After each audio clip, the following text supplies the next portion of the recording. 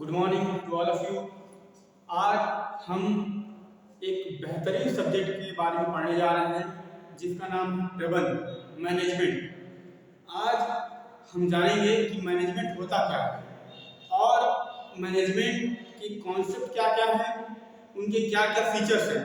एक ऐसा वीडियो बना है जो आज तक आपने कभी इसके बारे में देखा नहीं होगा। एक नया ट्रेडिशनल की बात करें, नया ट्रेंड की बात करें, वैसे सोच करके मैंने इस वीडियो को आप लोग के लिए बनाया है। ठीक है, जरूर देखिए अंत तक और कमेंट करिए कि आगे इसमें क्या इम्प्रूवमेंट किया जा सकता है या आपको क्या और पढ़ना है, वो सब आप कमेंट के माध्यम से हमें बताइए।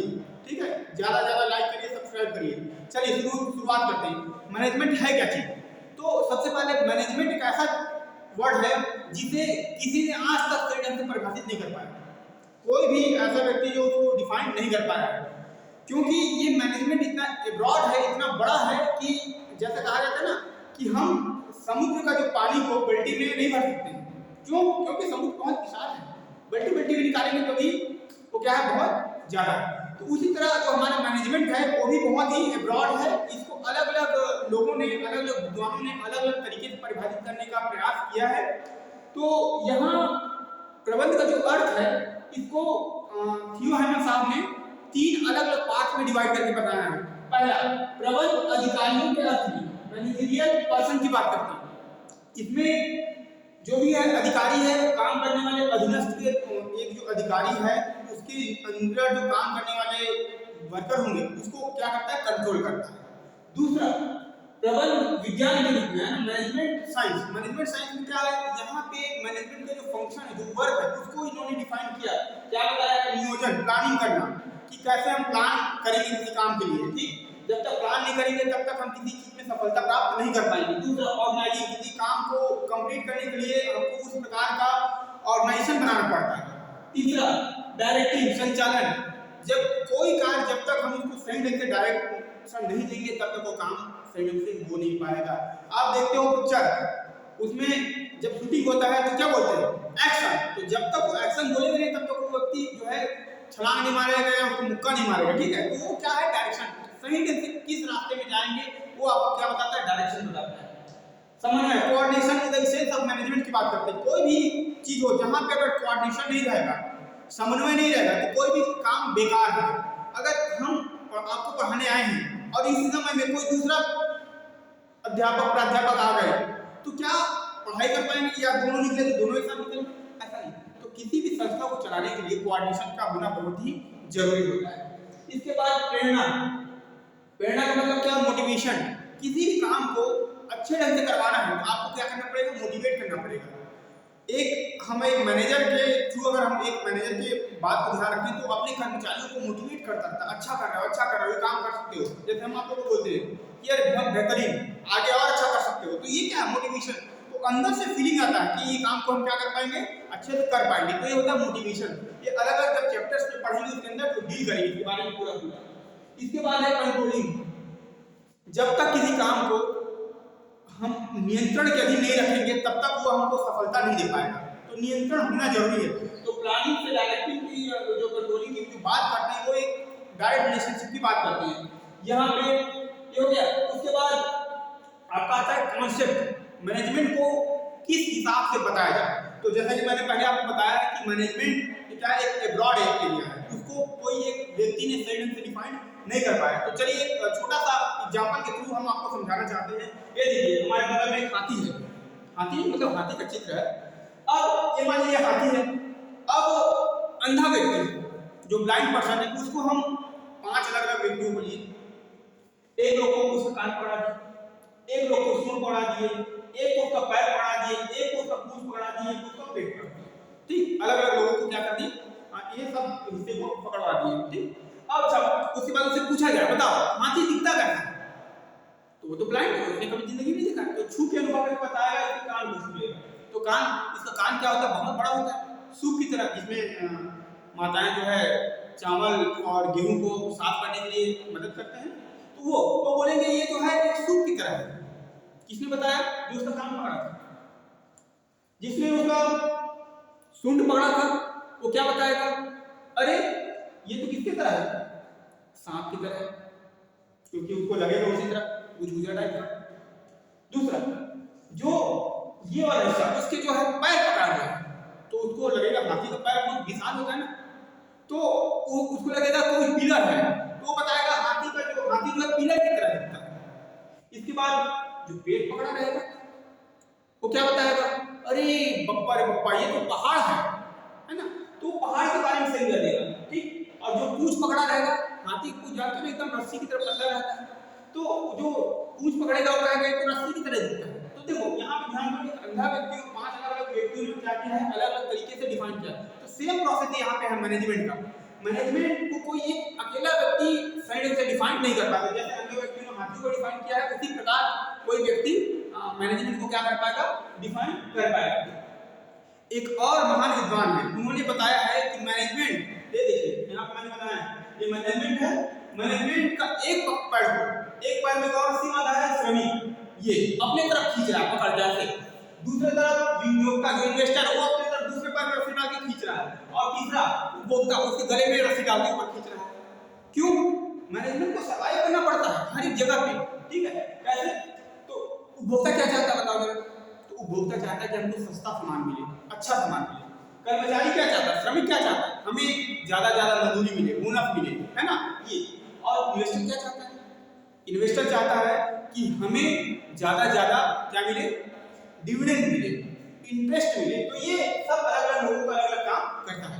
चलिए अब इसको अलग-अलग जो विद्वान हैं, अलग-अलग लोग हैं, उसको कैसे किस बारे में इन्होंने परिभाषित किया, इसके बारे में आपको बताते हैं। तो सबसे पहले जब अवधारणा की बात करते हैं तो सबसे पहले उत्पादन के साधन, फैक्टर ऑफ प्रोडक्शन की जो अवधारणा है, ये इसके बारे में चर्चा कर लेते हैं। तो यहाँ पे क्या होता है, हमारा जितने भी फैक्टर ऑफ प्रोडक्शन है, जिसमें लैंड, लेबर, कैपिटल और ऑर्गेनाइजेशन की बात करते हैं, श्रम, पूंजी, साहस, है ना, और संगठन की जब बात करते हैं, तो इसमें हम क्या करते हैं, समन्वय बैठाते हैं, उसको इस प्रकार उसका उपयोग करते हैं जिससे हमारा जो संसाधन है, उस संसाधन का हम भरपूर इस्तेमाल कर सकें। किसकी मदद से करते हैं, मैनेजमेंट।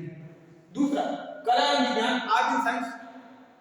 जो प्रबंध है ना, वो कला भी है और विज्ञान भी है। कला क्या बताता है, कला किसी काम को एक पर्सनलाइज तरीके से काम करने के बारे में बताता है, जबकि साइंस क्या बताता है, एक साइंस का फीचर क्या होता है, एक सिस्टमेटिक रूल एंड रेगुलेशन होते हैं, है ना, बार रिपीटेशन वर्क होता है, तब जाकर इसको क्या कहता है, साइंस का दर्जा मिलता है।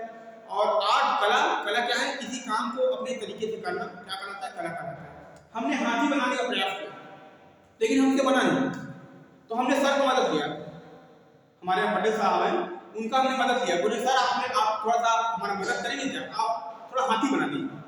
तो देखिए वो हाथी बनाने का काम आसानी से हाथी बना दिया, और हम बना रहे चिड़िया के टांग की तरह बना रहे थे।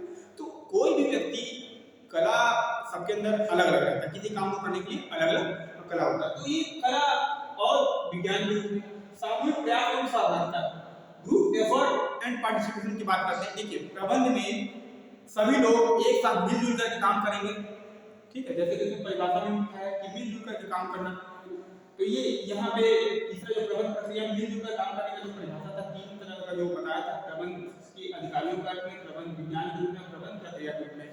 तो यहाँ पे मिलजुल कर काम करना, इसमें क्या होता है, सामूहिक प्रयास होता है। जब तक किसी काम को समूह के रूप में करेंगे नहीं, तब तक वह काम सफल नहीं हो पाता। हम अपना काम अच्छे से कर रहे हैं, लेकिन सामने वाला काम को पूरा नहीं कर पा रहा, तो हमको मनोवांछित रिजल्ट मिल ही नहीं पाएगा किसी भी कंडीशन में।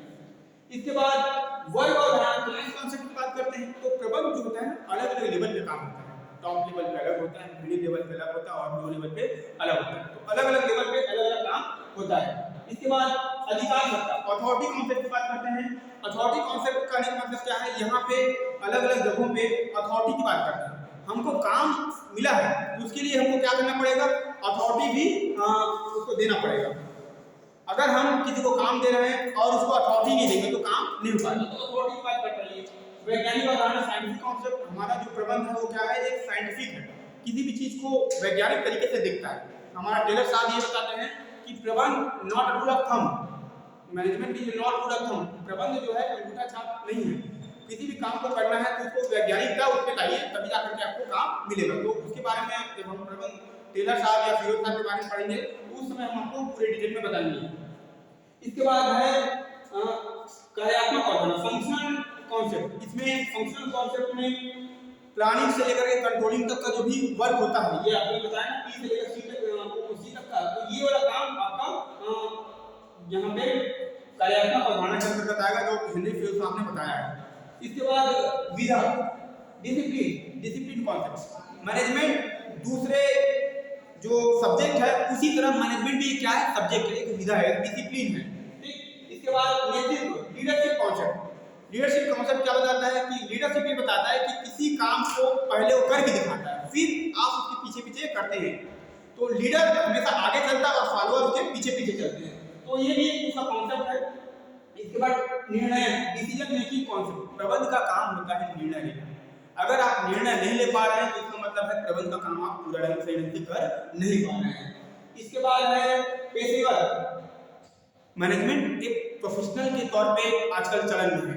हम पश्चिमी यूरोपियन की बात करें, वेस्टर्न कंट्री की बात करें, तो ये अमेरिका है, फ्रांस है, जर्मनी है, ये सब जगहों पे मैनेजमेंट का काफ़ी चलन है, ये डिसिप्लिन के रूप में चलन है। इसके बाद मानव संबंध अवधारणा, ह्यूमन रिलेशन कॉन्सेप्ट। देखिए प्रबंध जो है ये ग्रुप ऑफ पीपल की बात करते हैं, ठीक है, लोगों को समूह है। तो जब जहाँ पे लोग रहेंगे वहाँ पे क्या होगा, वहाँ मानव संबंध को बनाना जरूरी है। जब तक मानव संबंध को हम नहीं बनाएंगे तब तक हम कोई भी काम को सुचारू रूप से संपन्न नहीं कर पाएंगे। तो इसलिए इन्होंने कौन सा कॉन्सेप्ट लगाया है, मानव संबंध को बढ़ाना, मानव के जो संबंध है उसके बारे में हम ज़्यादा जोर देने की बात करते हैं, जिससे हमारा जो रिजल्ट है वो काफ़ी अच्छा है।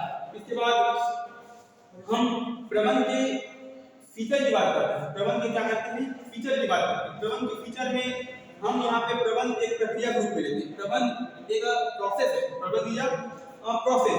दूसरा प्रबंध एक सामाजिक प्रक्रिया। देखिए प्रबंध क्या है, समाज से जुड़ा हुआ, लोगों से जुड़ा हुआ है। लोगों से जब भी जुड़ेंगे तो समाज की भलाई की बात करेगा, और समाज की भलाई की बात करेगा तो ये सोसाइटल वर्क हो जाएगा। तो प्रबंध क्या है, सोशल प्रोसेस है। पूर्व निर्धारित उद्देश्यों की प्राप्ति, अचीवमेंट ऑफ प्रीडिटरमाइंड ऑब्जेक्टिव। जो भी हमने पहले से लक्ष्य निर्धारित कर रखा है उसको पूर्ति करने के लिए प्रबंध हमको दिशा निर्देश देता है कि कैसे आप अपने जो लक्ष्य निर्धारित किया उसे आप पूरा कर पाएंगे या उस लक्ष्य पे कैसे पहुंच पाएंगे। तो देखिए लक्ष्य पहुंचने के लिए यहाँ से यहाँ तक होना बहुत जरूरी है। तो कैसे आपको पता चलेगा, मैनेजमेंट तो इसका एक फीचर है। इसके बाद प्रबंध विश्वव्यापी है। देखिए मैनेजमेंट एक ऐसा एरिया है जो कहीं भी जाइए, आप अपने घर से ही स्टार्ट कर लीजिए, सुबह उठते ही कहाँ जाना है, क्या करना है, कैसे करना है, कब करना है, सारा आप एक लिस्ट बना लेते हैं। वहीं से मैनेजमेंट आपका स्टार्ट हो गया। स्कूल, कॉलेज, ठीक है, आपके मोहल्ले, आपके जिला, आपके राज्य, आपका देश, इस बाउंड्री लाइन को पार करके विदेश तक, यानी हर जगह यूनिवर्सल है। Management is a universal process. ये मैनेजमेंट जो है ये सर्वव्यापी है, कहीं भी यहाँ इसको जो है अछूता हम नहीं रख सकते। अगर मैनेजमेंट चला गया तो हमारा कोई काम डावाडोल स्थिति में चला जाएगा।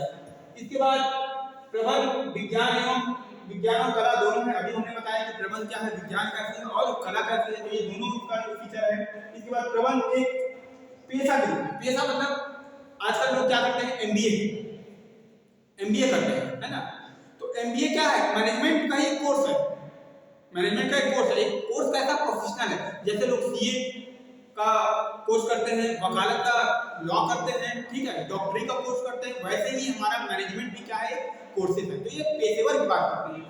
इसके बाद प्रबंध एक अदृश्य कौशल है। ये प्रबंध क्या है, अदृश्य, इनविजिबल है, ये दिखता नहीं है। ये प्रबंध का जो काम है वो हर एक लोगों की बस की बात नहीं है। एक अदृश्य कौशल जिसके अंदर होता है, कई इसमें जन्मजात गुण भी पाए जाते हैं, कई इसको अचीवमेंट भी करते हैं, लेकिन इसको क्या है, इसमें स्किल होता है। स्किल है, कौन सा स्किल है, अदृश्य। मैनेजमेंट की आवश्यकता सभी स्तरों में होता है। जो भी मैनेजमेंट है उसका जो जरूरी है, नीड है, वो हर एक लेवल पे, चाहे हम टॉप लेवल की बात करते हैं, मिडिल लेवल की बात करते हैं, चाहे सुपरवाइजरी लेवल की बात करते हैं, कहीं भी हो, लेकिन प्रबंध की जरूरत पड़ता है। तो ये उसका कुछ क्या है, फीचर है।